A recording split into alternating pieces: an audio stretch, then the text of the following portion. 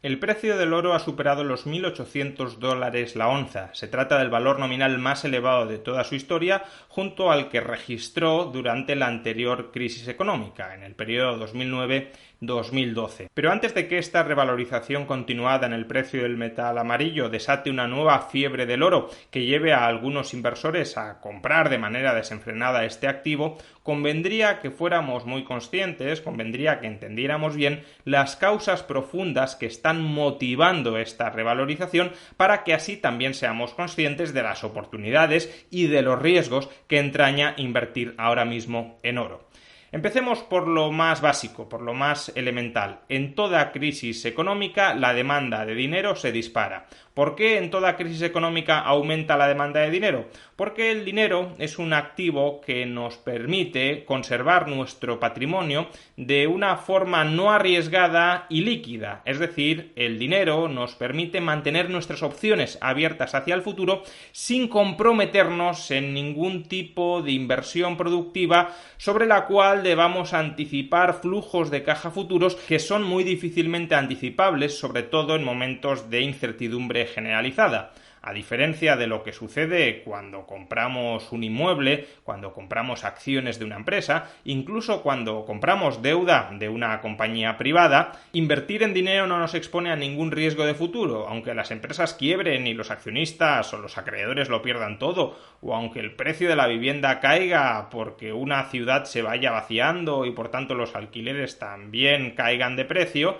Aunque todo esto suceda, quien tiene dinero atesorado, quien ha almacenado dinero, no sufre ningún perjuicio en su patrimonio. Al contrario, si el resto de activos productivos y financieros se viene abajo, se deprecian, quien tiene dinero atesorado los puede recomprar mucho más barato y aprovechar potenciales revalorizaciones futuras. Por consiguiente, como digo, en medio de una crisis, la demanda de dinero, el atesoramiento de dinero, se incrementa de manera muy notable porque los agentes económicos buscan seguridad y liquidez, y el dinero es el activo más seguro y más líquido que existe en cualquier mercado.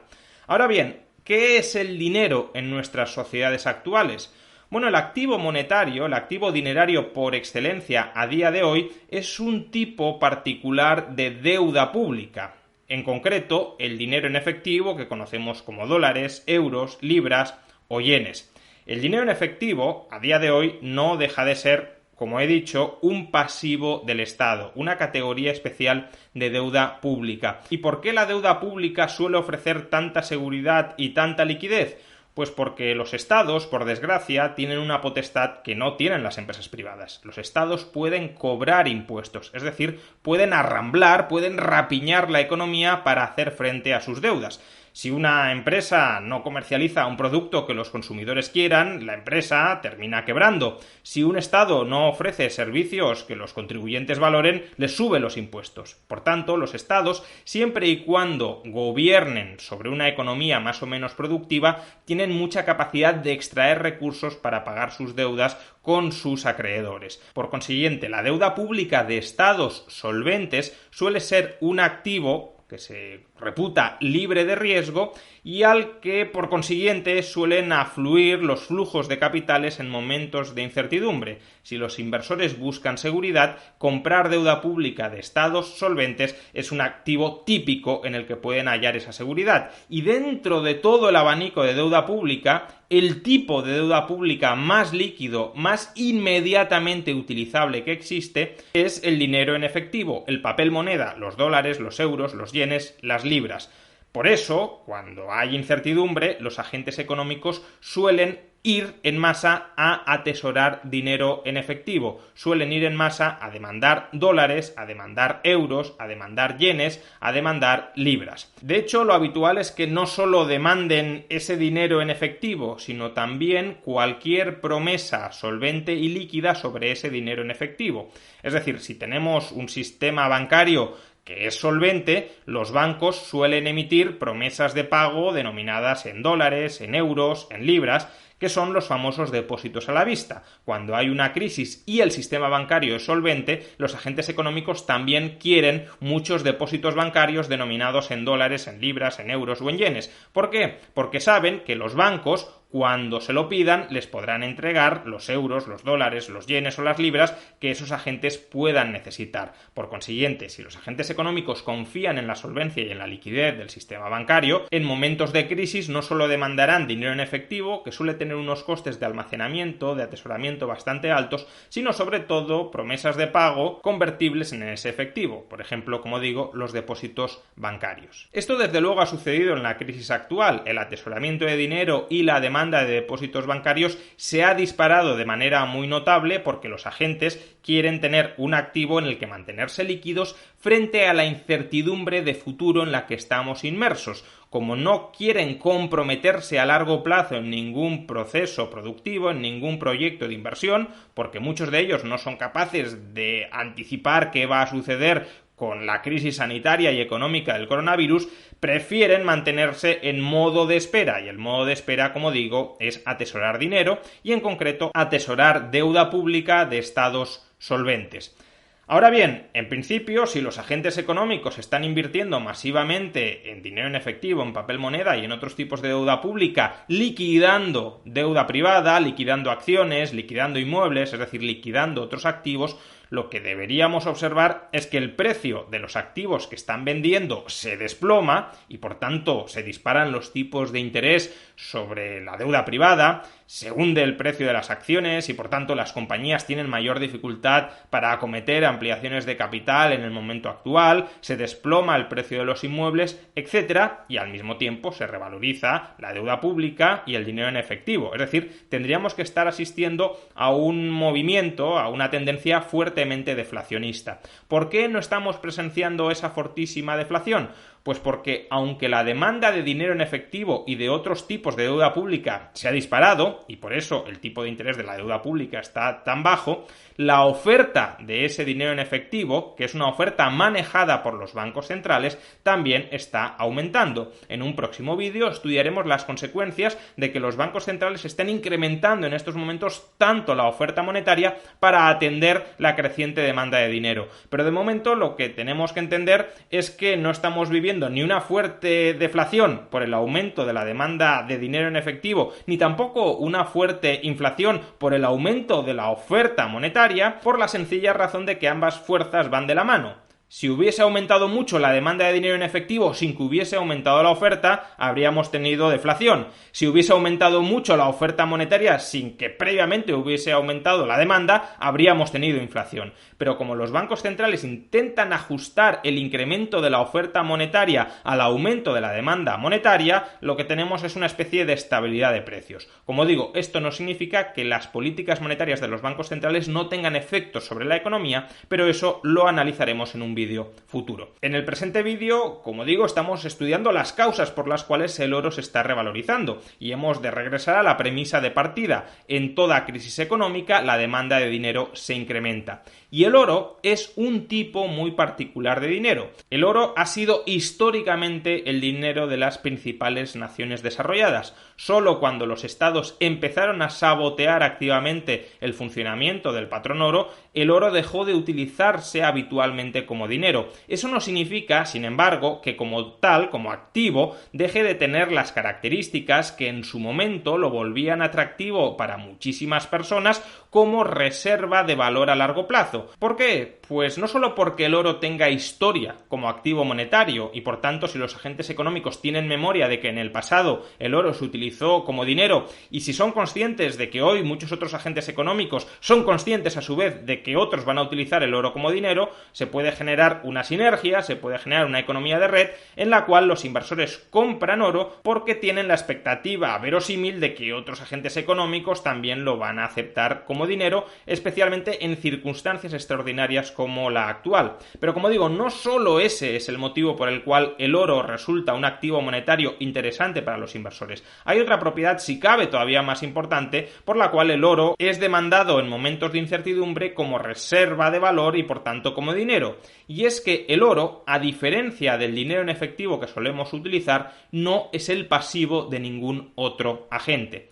Como hemos dicho, el dinero en efectivo, los dólares, los euros, los yenes, son un tipo especial de deuda pública. La deuda, pública o privada, es un pasivo, es una obligación que tiene el deudor para con el acreedor. Como toda obligación, si el deudor no honra su compromiso, y en el caso de los dólares, los euros, los yenes, el compromiso del deudor es, por un lado, la estabilidad del valor de la unidad monetaria y, por otro, su capacidad para hacer frente a una cantidad real de deudas tributarias que mantenemos con el Estado, pero en todo caso, si el deudor no honra su compromiso con el acreedor, lo que sucede es que esa deuda, esa obligación, pierde valor.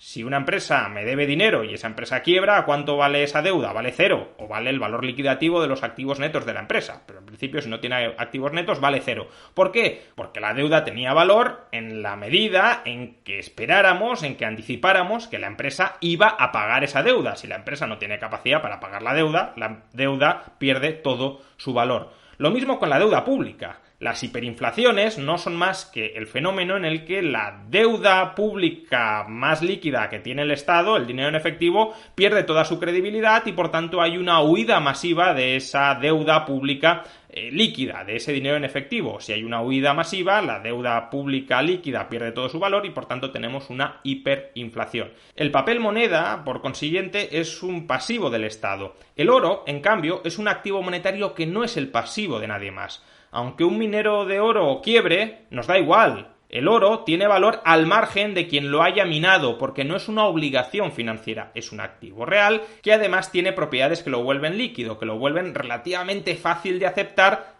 a gran escala. Obviamente, si intentamos pagar en una tienda con oro va a ser complicado, pero como movilizador de grandes cantidades de valor, el oro sí sigue conservando su liquidez. Por tanto, en momentos de incertidumbre, en momentos en los que los estados se están hiperendeudando para justamente incrementar la oferta monetaria que están demandando los agentes económicos, pero no dejan de estar hiperendeudándose y por tanto de estar asumiendo riesgos crecientes con respecto a su capacidad de hacer frente a sus pagos futuros de la deuda que están creando, en ese contexto, invertir en un activo monetario que no es el pasivo de nadie más resulta bastante interesante, resulta bastante atractivo. Y quien dice el oro, podríamos decir también Bitcoin con otras características, pero en este vídeo estamos hablando del oro. Ese es el motivo profundo por el cual el precio del oro se está incrementando. Crisis económica, incertidumbre, aumento de la demanda de dinero, de todo tipo de dinero. El oro es un tipo particular de dinero, además un tipo especial en la medida en que es un dinero que no es el pasivo de nadie más, por tanto aumento de la demanda de oro, y como la oferta de oro es muy rígida, no podemos incrementar muchísimo de la noche a la mañana la oferta de oro, más demanda de oro, misma oferta, precio más elevado. En este gráfico, por ejemplo, podemos ver cómo las entradas de capital en el oro están en máximos históricos justamente por lo que digo, porque estamos en un momento de incertidumbre, en momentos de incertidumbre la demanda de activos monetarios se incrementa, el oro es un activo monetario y por tanto su demanda se incrementa. Ahora bien, si entendemos cuál es la causa profunda que motiva el actual incremento de los precios del oro, también deberíamos ser conscientes de cuáles son los riesgos que entraña invertir en oro. Si durante los próximos meses se produce algún tipo de acontecimiento que reduzca notablemente la incertidumbre de cara al futuro, por ejemplo, si se descubre una vacuna contra el coronavirus que nos permita dejar esta crisis sanitaria y económica atrás y por consiguiente las perspectivas de futuro se vuelven mucho más resplandecientes, el capital que ha estado entrando en grandes cantidades en el mercado del oro empezará a salir de él para invertir en activos productivos, en activos financieros que ofrezcan una rentabilidad explícita y por consiguiente el precio del oro tenderá a reducirse. O dicho de otra manera, invertir en oro, especialmente a los precios actuales, no deja de ser apostar porque las cosas irán bastante peor en el futuro. Que desde luego es una apuesta muy legítima que se puede hacer. Apostar por ello no significa desear que suceda, significa esperar que va a suceder y tratar de protegerte frente a ese acontecimiento futuro tan desagradable como es que las cosas vayan a peor. Pero en todo caso, quien invierta en oro es porque en cierto modo está anticipando que el futuro será mucho más negro que el presente y que por tanto va a seguir aumentando la incertidumbre y que por tanto el capital seguirá desplazándose desde activos reales y activos financieros al activo monetario oro. Si esto no sucede, insisto, cabe anticipar en el futuro caídas del precio del oro y por ello es arriesgado meterte en ese mercado sin entender cuáles son los determinantes profundos y últimos del mismo. El oro, desde mi perspectiva, y si se organizara bien, sería el mejor activo monetario, o al menos uno de los mejores activos monetarios que podrían constituir la base de un sistema monetario internacional. Ahora bien, como inversión, llamémosle especulativa, acerca de qué va a suceder en el futuro, no es una inversión que deba acometerse ciegamente. Como todas las inversiones, debe ser un activo que quien lo compra, que quien lo adquiere, entiende suficientemente como para no estar invirtiendo a ciegas, tanto si esperamos revalorizaciones adicionales del precio del oro como si esperamos caídas en el mismo. Invertir a ciegas es el camino más probable para empobrecerte y por consiguiente, por mucho que observemos que el precio del oro está subiendo y subiendo y subiendo, antes de sumarnos a esa ola, entendamos bien cuáles están siendo las causas últimas. La incertidumbre, las dudas sobre el futuro, y si entramos en el mercado del oro es porque esa incertidumbre y esas dudas creemos que van a seguir en aumento.